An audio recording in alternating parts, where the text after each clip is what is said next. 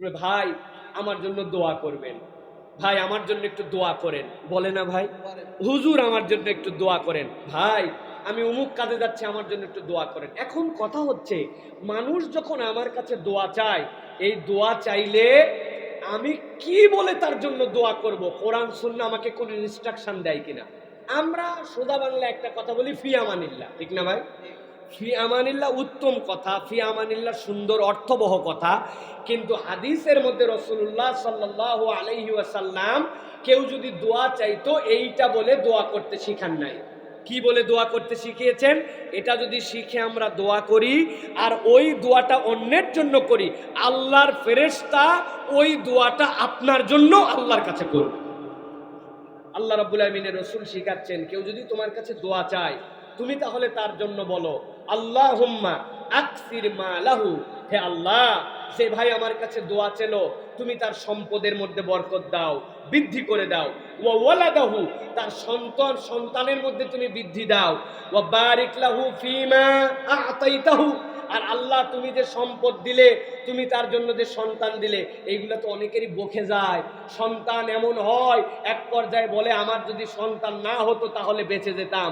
সম্পদ এমন হয় যে সম্পদ তার জন্য আরো বিরাট বড় বিপদের কারণ হয়ে যায়, জাহান্নামে যাওয়ার কারণ হয়, ঠিক না ভাই?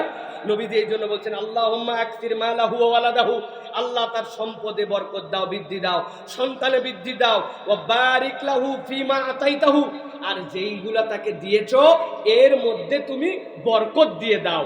এইটা যদি কেউ দোয়া করে, আল্লাহ রাব্বুল আমিন তার এই দোয়া অপর ভাইয়ের জন্য করার কারণে নবীজি বলছেন আল্লাহ তার জন্য একটা ফেরেশতা তার কাছে নিযুক্ত করেন।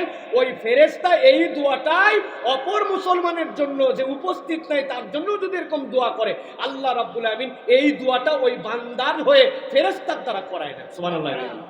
এই দোয়ার আলোকে আমাদের মুহাদ্দিসিনে কেরাম বলছেন নিজের জন্য দোয়া করার একটা আদর্শ পদ্ধতি আছে। আপনি কি দোয়া করবেন?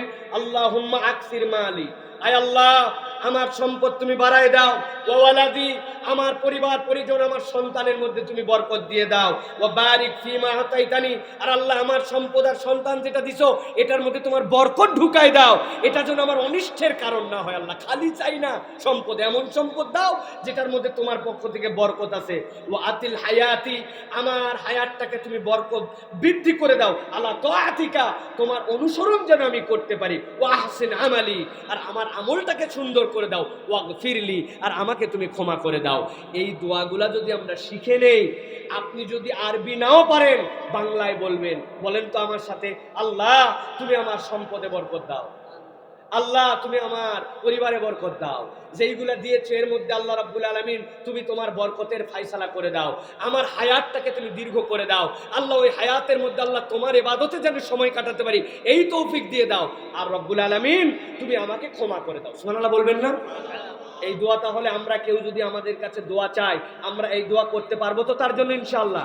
নাকি আমি কৃপণ হয়ে যাবে, ওর সম্পদ বাড়লে ওরে বাড়লে আমার আমার এরকম যদি হন তাহলে আপনার নসিবে কিচ্ছু নাই। আর যদি অপরের জন্য দোয়া করেন আপনার নসিবে আছেন। এই আমলটা আমরা করার জন্য চেষ্টা করবো। আল্লাহ তৌফিক দান করেন।